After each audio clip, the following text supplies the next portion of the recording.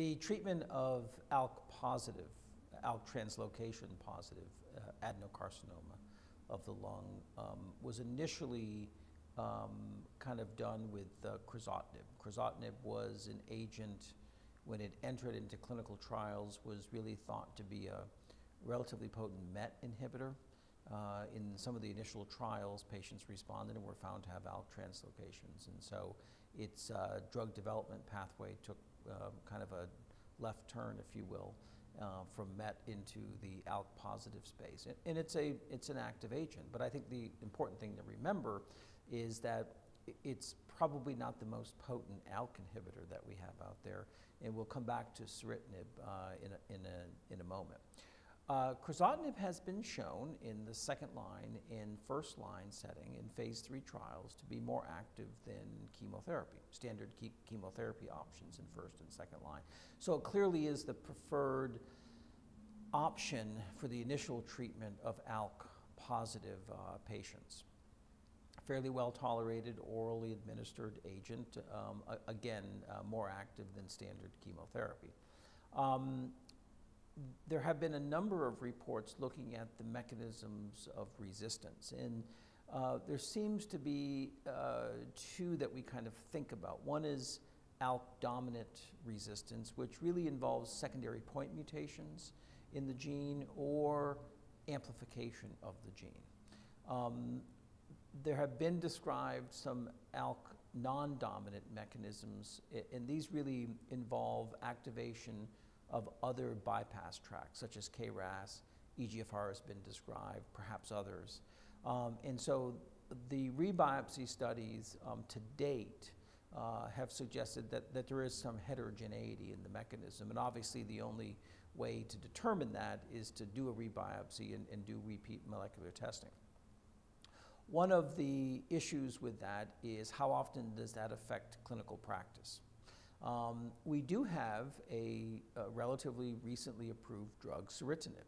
Now, Seretinib is referred to as a second generation ALK inhibitor, but Seretinib is, depending on which model you look at, 20 to 50 times more potent than a drug like crizotinib.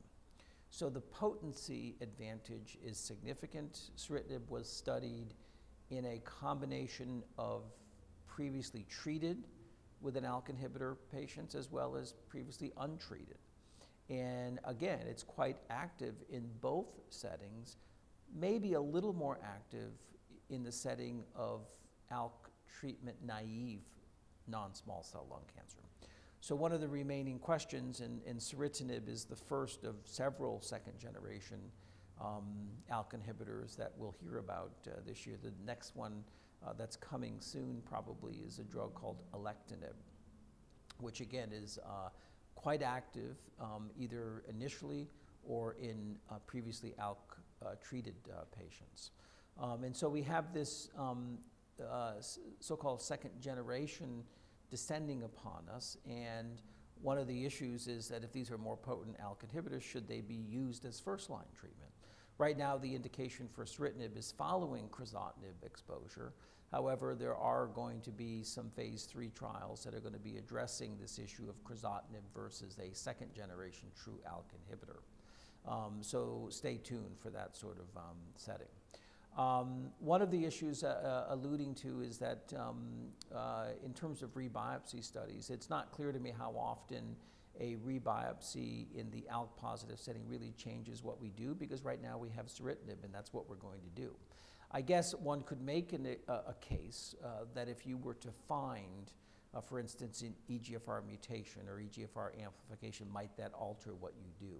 And would that make Seretinib less attractive and you might do something else in that setting? We just don't have enough clinical data to date to know how often that happens. Toxicity management is important with any of these agents because you want to make sure that patients stay on therapy, particularly therapy that's highly effective.